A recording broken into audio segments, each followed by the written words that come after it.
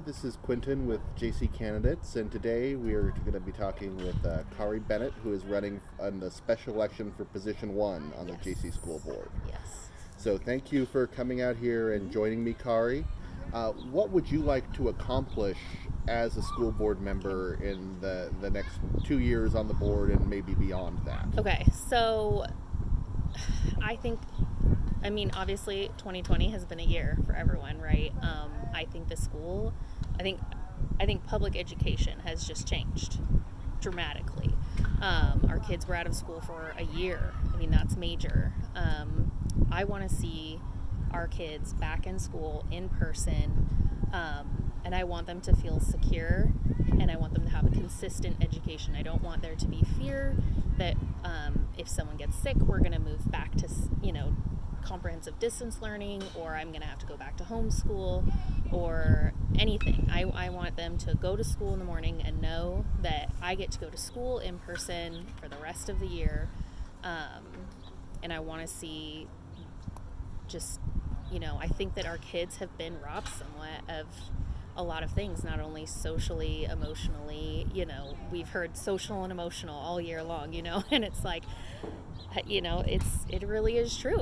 They've been robbed of a lot, and I just want to see them have options. I do think that options are in play. We have CDL, we have JC options, and we now have in-person learning, and I hope that it can stay that way. And I would love to see the masks come off the kids.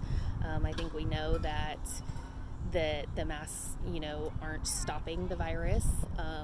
Kids aren't transmitting the virus, and I think that we want to go back to that, and teachers can get vaccinated. And we have the vaccine, they're here, so I think that it's pretty safe to say that there are options for everyone to feel safe. And so that's kind of a big one. Mm-hmm. I'd also like to see a little bit more communication between the district and the community. And I want to be careful when I say that, because I don't want it to necessarily feel like they're doing a bad job. But I do think that maybe there's room to do a better job. I think there's a lot going on in the classrooms too that parents don't know about maybe, and it would be nice to be a little bit more in the loop. And I know that there are outlets where we can find out that information and we can reach out to our teachers. And that it's not that they're keeping stuff from us maybe, but I just think that sometimes parents are feeling left out because they don't have the time or don't think to go seek out that information. So maybe there are better ways that we can provide information. And I just kind of want, I got the kids' best interests at heart. I think all of us candidates do. I think the great part is that we have a lot of great candidates running, and I think that's going to make it hard for the voters. But I also think that each candidate maybe represents something a little bit different, or the kids' best interests might mean something different to me than it does to one of the other candidates. So I just think, we're all good people. I just think we should vote to who you think is going to represent, your family and your community the way you want. So. Okay, thanks for that. That's good perspective on parents' experiences during the pandemic. Mm-hmm. What is your professional background and experience that's leading you to run for school board? I think that I don't have a ton of professional experience that would maybe directly relate to the school board, but I've been a stay-at-home mom for the last almost 10 years. I'm self-employed on the side. I am kind of in real estate investing. Mm-hmm. So that really doesn't have a whole lot to do with the school board, but I really do believe that the school board needs to and should be ran somewhat similar to a business. Mm-hmm. I think it's important to take out the emotions and think practically and make logical decisions for our kids. There's a lot of money coming into the school, and that needs to be budgeted. There's just so much that goes into it that I do think that my business side of things would help me there. I have had to work with family members and other people in businesses. My parents own a business, so this is kind of, working with other people that have different opinions or want to do different things, and how to, figuring out how to compromise and come up with solutions where maybe not necessarily everyone's happy, but we can move forward and things are working. So yeah, I'm not sure. What else would you? Yeah. So that's helpful. What are some things that you think are not working right now that you're looking to bring this business-like experience to on the board? So I've gotten asked that question a lot of times, and I think that my reaction to that is that, as from a business perspective as well, I don't want to say that there's something that I disagree with or that I think is not working or that they've been doing wrong, because I do believe that every decision they make, there is probably a lot of information that went into those decisions that I may not know about. I don't feel that I have all of the information to say, like, you guys are, ruining this district or you're doing a bad job or anything like that. I really think that there's probably a lot more to it than I don't know, and I probably have a lot to learn. So I don't know what went into every decision, and I would like to know. Sometimes there are things where I'm like, well, how did we come up with this decision, and what are all the factors? It would be nice to see more like conversation on the school board about different things, and not to say that that's never happening, but it might be nice to hear a little more conversation and dialogue with certain topics and things. So okay. Well, another big issue that's happening in Junction City schools right now is increasing enrollments, especially due to the new developments around town.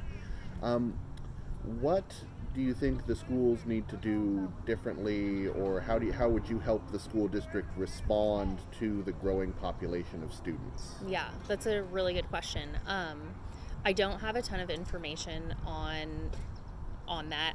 One thing that comes to mind is I'm wondering, I was talking to my husband earlier about this, as I said, how, as from an investor standpoint, what are the, property taxes that are, these, whoever owns these complexes, what are their tax liabilities? Like, what financially are they going to be contributing to the school?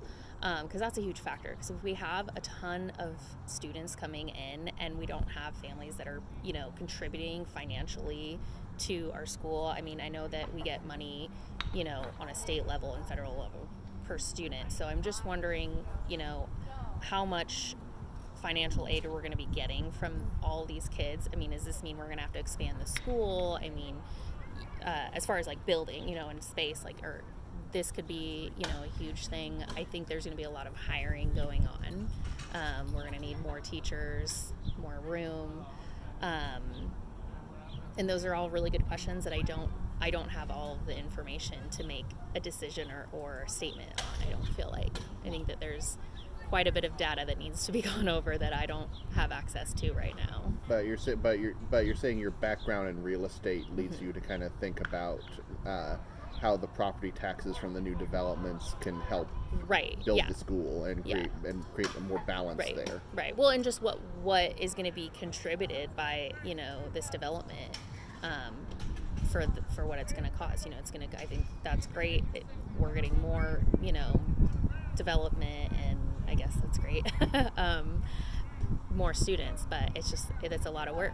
I mean, that's a major change to our district. So related to that, are there any kinds of programs or activities that are not in the school now that you would like to see there and would support being there as a board member? I'd love to see more trade. I mean, I think Junction City, compared to the other districts in our county, or the other school districts in our county, probably have more programs that would encourage trades and agriculture and more hands-on type things. And so I think we might be further ahead. I don't have all the information on that. My kids are really young. I got a second and third grader, and I have one hopefully going into preschool at Territorial next year. So we're not quite there yet, and that's something that I have a lot to learn on, what our middle school and high schools are offering. But that's something that, I grew up in a small community, and just by being a student at my school, you were automatically enrolled in FFA. It was part of the required learning, and I just think it's important for kids to be learning trades and skills and work experience. I would love to see finance in schools, teaching kids how to manage money and balance books, and I think those are super important skills. So I'd like to see a lot of that. All right.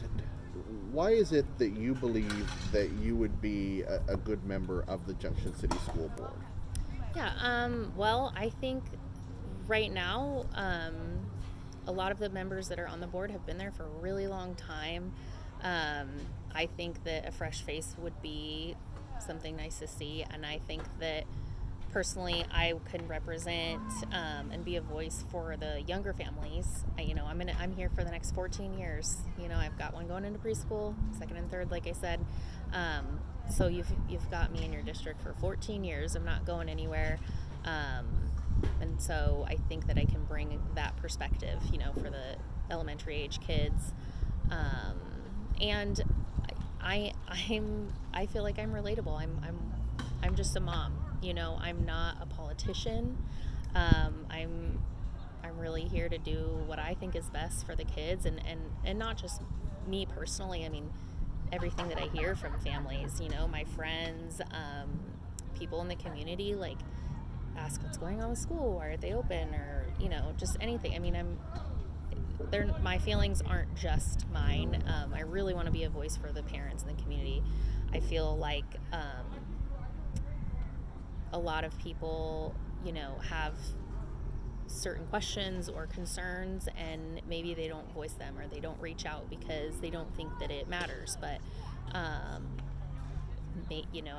hope to encourage people to reach out and to as a board member, we represent the community. I really believe that.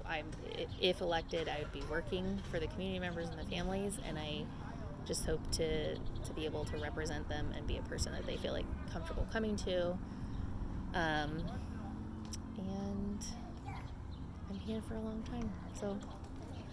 So there's been a lot of discussion lately on diversity, equity, and inclusion issues in Junction City and generally in Oregon schools. What changes would you like to make as a board member, and how would you work to ensure that all students are comfortable in Junction City schools? That's a good question. So I think that every student should feel safe, and I think that in a case-by-case scenario, I think that if a student does not feel safe, then that needs to be addressed. But I also think that when it is taking away from the students, then that needs to be addressed as well. And those concerns, have been voiced to me from community members and, of my own.